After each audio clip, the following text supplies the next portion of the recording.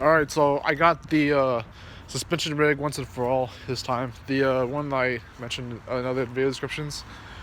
The rig has the metal beam on the very near top. There's like a square wooden frame around it. I got some good people to help me fix it up for me, and it was repaired, and I got moved to my room, and then it's sitting in the corner. You see it in some of the videos too. You actually see it in the corner of some of my vlog style videos, but at least from the computer. And I have now moved some of my clay props near to it, out into my room as well. And so now there's some props around it, and set up in a way where I can probably animate a few claymations out here and there. But other than that, I wasn't really gone for too long, was I? I did keep promising the 2 to 6 videos per day, and I still stick to that. I really do mean to do that eventually, if I haven't already. Where there were days where I did 2 videos in particular, or 3 or more, maybe. But I just I wasn't gone for too much of a acceptable reason, in spite of things like that, in spite of a schedule that I know I actually want to stick to, that actually will help me a lot. But I don't think, I think, because here's the thing, I was actually, the reason I was gone for a while wasn't so much of what I was doing. It was kind of just a casual thing. I actually meant to come back after that, because it's already been almost a week since the last episode, and that's based on the storyboard sketch thing that I actually enjoyed making. It was very easy video to make, but it took a while. And again, I did the thing where I stopped editing as soon as I needed to, even though it's kind of more complete anyways, in 2 minutes. I'm going to expand more on that as I'm figuring out how to work with the claymation storyline stuff, which will help me formulate the channel better with the storyline, claymation, top skill stuff. That'll all come together really well if I figure out some of these projects, not limited to the ones I have for claymation and the ones I have been making based on my storyline writing on the like Google Docs was a good example of that already, if not exemplification of that. Like the story writing on Google Docs I've been doing videos, Curve is not Clyde, and the claymations I made beforehand before I get to the storyboard stuff. And yeah, so I think I'm going to follow up that last video and try to make an actual storyboard where I'm in certain areas of my house doing the actual animatic, and where it's also in the R, they call it like a rotoscoping, where you act out the scenes you're trying to make in animation or whatnot. I'm going to try to do a little bit of that to a certain extreme. I'm going to actually be doing some kind of semi-acrobatic stuff that may or may not be good for my body, but it'll be fun though. I can do at least half of those things I plan to do physically. It'll be fun, but that's one video idea that's coming up. And I think it'd be safe to explain what I've been up to lately. I have been really digging into these other videos on YouTube, because very close to the time that I was already going to potentially get bored, which I almost never do usually, if ever. But by the time I had maybe almost come across a stump again, maybe if ever again, but I think I was getting close to maybe, because by the time all this was happening in the recent March 2021, where I was actually feeling like I was running out of things to really excuse for myself for being too prepared for everything, which I usually was anyways, but by the time that even started feeling a little doubtful and rutted, I was already coming with things like the purpose video, the 4-second ringtone one that I just did earlier in the channel. So I had that definite purpose or chief aim already set up, and I already had the other project going into motion in different areas of my channel, transformations wise, and I was already trying to do like a reclaiming of claymation to see if I'll come back to it. And I most likely definitely will, so don't worry about that. But yeah, I just but by the time it even started feeling like it was slowing down, I did not unlimited just doing those things, but even looking through his videos, and I can't get too specific yet. I mean, I could probably link it to you in the end card or the mid cards, what I'm talking about. there's at least 3 channels pertaining one kind of a field that I'm really getting into. These 3 channels are entrepreneurs with cars. I believe that's the first one. And then there's someone called, I forget what his channel name is called, but it's like, I think he's called Arthur Grant or something. I'll link him too if I can. He's another masculine frame kind of guy, lifestyle person explaining thing. And then the third one is MyNonLeatherLife, aka Victoria, and she's fantastic. Like I almost binge watched all of her videos at this point. Like almost rewatched some of them too. It's just I'll link all 3 of them in the end cards or video cards if I can. But those are some channels I've been giving a peer into, and they actually cover a really good sense of masculine frame and other things like that. And with no dismissal to the nofap and semen retention people, because I already watched your videos as well, guys. But I don't disregard any other person in the field of things I care about, but to choose my own higher path, wherever I think my higher path is, I have to be willing to take other risks and choose my own judgment. And that also means my sifting strategy again, where I choose and pick and choose what I learn and what I use around life. And that also includes trying to be a person that I find more ideal than the advice I find in one person or another, entirely or not. But which is why I don't always do that in the first place. Sometimes I do pick a person's advice in entirety, but So with some of those creators could be controversial, but that's up to me to decide again. So hopefully to be safe with that within reason, but that's up to me again. So hopefully I don't get in trouble. But yeah, the thing with the masculine frame stuff is that I think it's nice to see stuff like that, knowing that my goal wasn't so much to be dominant or confident and stuff like that, when I already knew that feminine side was one of my 3 goals this year, along with tasking and comedy, of course. But and there's an extent that actually still helps me, because I know like I don't have to just replace it in midway into the year almost and be like just dismissing it the entire time and be like, yeah, next 9 months I just do masculinity instead. No, not necessarily.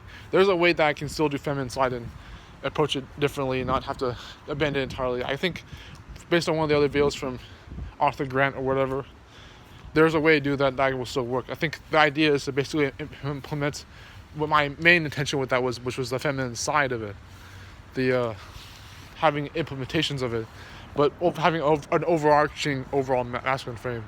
And so a majority of that in like for myself, which I am actually a guy for one thing, so it would help if that happened in the long run, if I was able to implement feminine side without having overtake me. So that was the main intention in the first place. So but with these other creators, aside from they're not outsiders, but they're aside from the other nofap and semen retention creators, I think you can pretty much tell for yourself that I'm not just trying to find a way to overcome my suffering or my vices or what have you. I'm also trying to find out how to be my best self, and that's kind of implied with the nofap and semen retention journey. But at the same time, how much that can actually happen if I'm doing what I think I'm about to do with some of those lifestyle measures, but what have you. But that may sound pretentious, but I mean, we all doubt ourselves anyways. We all kind of like think that we're not going to be worthy or deserving of something that we may not really understand. And I don't mean to be vague about that, but I don't know if you at least know what I mean. But it's like a lot of things pertain to that. It's a shame too, because I think like COVID didn't have to stop a lot of us from trying to be our best selves, and even the things that we had going on before COVID that were terrible. Like me, my porn addiction was terrible. PMO was just, you don't want to have that happening along with other bad things in the meantime before COVID. But for me, there were blessings in the meantime. I've always had blessings actually throughout my life. I've never had to forget that, but it was just weird because of the confusion I had for a lot of things. And so with these different lifestyles I consider, trying to be more dominant, trying to be more masculine, trying to be more confident, and trying to take more control and ownership and responsibility for my life, and trying new things, trying to be someone that may or may not work out for me. Not avoiding who I am, so therefore accepting, embracing who I am, but also trying to see if there's a way to approach things differently, even when they're already whether they're already perfect or not, in a seemingly fashion and stuff like that. However that actually happens to work, and sometimes it does actually work that way. There are some really, truly perfect things that happen in life, for myself at least, that happen in a very peculiar way. Not just because I do everything for a reason, but because I actually happen to know that the blessings are actually there, however I see fit to them, or even just perceive it with that attitude. And the attitude is really big for that, by the way. The attitude has been really big as someone who hardly, if ever, regretted anything he's ever done or had happened to him. Circumstances, if anything. But I would just say that I'm doing well. But the nutshell was that I was just doing things. It wasn't just watching affirmation. It wasn't just videos like that nature. It was just, I was trying to do other things. I did like 70 squats in this very backyard here. I did 70 squats here, and did some sun gazing with my eyes closed, obviously, as I would imagine to have done it, and I did. So, the squats almost weighed on my legs for like the whole week and more. It took about roughly the whole week to recover from that, and then I was like, if I did that again, I could be better, but or more adjusted or prepared. But I don't know if that's a mistake or not. But just there are other things I'm conflicted with. I'm actually trying to read again and meditate, and the hardest confliction I had was with reading, was because with meditation I could just trick myself into doing it, because I knew that focus was still going to be important to me, even if multitasking was my main goal this year, one of the three. But focusing in mindfulness still comes into play. So meditation was not the hardest thing to kind of gamify. I'll talk about that in a second. Gamifying and having a kind of a role-playing mode that isn't too fake or phantasmal, but that helps me engage and have fun, real fun, with the things I'm trying to do to improve myself. So when I did that, I was actually able to be more mindful and then think, okay, fine, I'll fine. And I casually, conveniently got into doing the calm app, and then did meditation that way. And the very first meditation I did actually worked out, and that was great. I did 10 minutes and I fell asleep for 4+ hours, which sounds like a lot for some people who don't even get sleep at all. It doesn't sound like hardly any much to anyone else who gets 8 hours plus the whole time, or 7 to 8 properly every night. I found for myself, by the way, that I actually prefer. I found through my statistics and my own data, recommended for my mother to record down my sleep schedules and how many times I slept every night, how long I did, and when I slept them. And I found that the means to which I sleep seems to be exactly 6 hours and 15 minutes. And I don't mean to be approximate on this, but it's an idea that if I get exactly 6 hours, 15 minutes, more or less, of sleep every night, it won't be too polarizing on my emotions, and it won't be too physically painful. But there's a balance that I don't think most people understand about this, that I try to make without working. It's that I don't want to sleep optimal just because it's accepted, if not is a myth, because that was what the psychiatrist was saying. That when I was listening to the calm app for meditation, was he was like a doctor or something, and he knew that 8 hours is a myth. It doesn't work for every single person, at least. So, and there's a lot that goes into sleep and all that. But I liked a lot about those informational master classes. That was at least one of the master classes I listened to almost completely, was his master class on calm. So that's meditation for you, and sleep. I'm going to try to figure out more so how to do the 6 hours 15 and land them consistently, and prove to myself or prove not to myself, either way, that it works. And that's how I can really get optimal sleep without getting too much of a little of it. And my own experiences and how to prove that it will, if I'm able to prove that it will actually be the sleep I need for myself and not too much of a little of it, which would be amazing. I'm already kind of getting that through anyways. I think I had one night at 6 hours 15, and it actually worked out for me. And it wasn't polarized emotions of positive or negative. It wasn't like too much confusion, stuff like that. Yeah, so meditation was not the hardest. Reading does get to me though, because I know that I have conflictions with that reading. Until I encountered one more Jordan Peterson video, and I managed to realize that it was I think with exercise was I try to put limitations on most of these things, but like even the Keystone habits, particularly with exercise, it was to realize that if I had the gifts to do exercise, I might as well try to use it. Same with the other ones, but there's more to it than that for exercise too. But reading was hard to consider again for personal reasons and even private reasons that I'm always sharing both of regardless. You know, that makes the meaning of those things kind of weird. But reading was particularly strict on me. I didn't want to have to lean too much into it again for very traumatic reasons. But then I noticed again that with meditation, exercise, maybe even journaling, that reading was that thing where, like with my video sharing media on YouTube, making all these content creations, I was actually able to prove to myself that I really cared about video, and that there's advantages and disadvantages to both video and reading, or podcast. So that's most detailed by Dojo and Pearson. That you actually, you could just see it in a different way, like a different light. There are beauties that reading not supposed to be cursed. I understand that. I had a pretty traumatic experience with reading, not from my own readings, but from the ways it's been perceived by many people in minorities as well. I think myself included, I guess. But I guess I could get to another video. But I slowly got over my fear of reading in the controversial ways. I think not the cliche ones, not the cliche I can't read BS. I don't have that, honestly.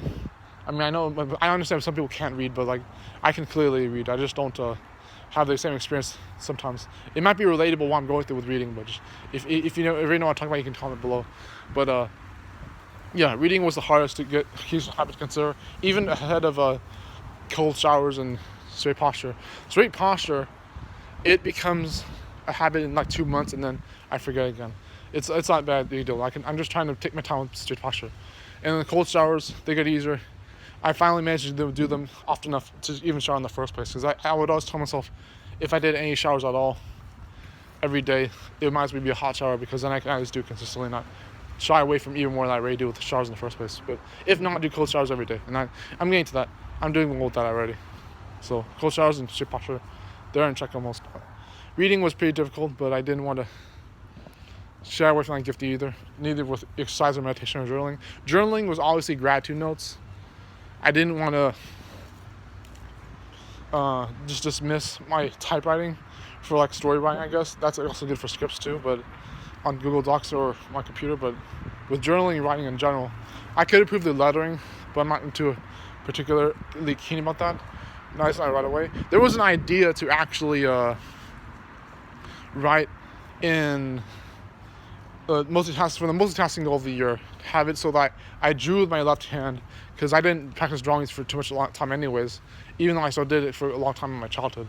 But actually practice sketching and drawing legitimately for another while with my left hand, and then multitask that with writing in my right hand, which I'm very good at doing, and see how good I can do that. And that would be a pretty cool multitasking skill. Instead of trying to be ambidextrous literally in the literal sense, with both writing or drawing etc. skills on either hand to replace each other, they actually specialize but still work together literally. At the same time, I could probably write and draw on the same wall vertically, and that'd be pretty cool. But yeah, journaling was more I had to be able to write gratitude notes at the very bare minimum, which I really enjoy doing, and then see if I was going to actually journal my life maybe again, or at the very least write about things that I cared about, or strategize or plan or whatever, stuff like that. So last minute into this video, so yeah, I already talked about Keystone habits for quite a while. I talked a bit about the channel while I was gone. You'll see claymations for fancy pants again. You're going to see because that's going to be on the suspension rig right away. I'll work with that for a while, and then maybe a pocket from the ones within on one of the wire frames that I have ready, and then maybe Project Tether claymations. And I already mentioned the story rotoscoping before, and then I think I'm going to try to do more ideal Project Tether claymation, even a showcase a pilot or some kind of other software, which would be really cool if I actually carry through with that in the early years of my nofap streak. Which can't really be seen in attention anymore because of my domination tactics, if that's even too private again, or personal. But again, I'm always talking about those publicly, so whatever. But yeah, stay still everyone, because Salvation's on the move. I hope you guys had a good day and stay safe in the pandemic. Bye, everyone.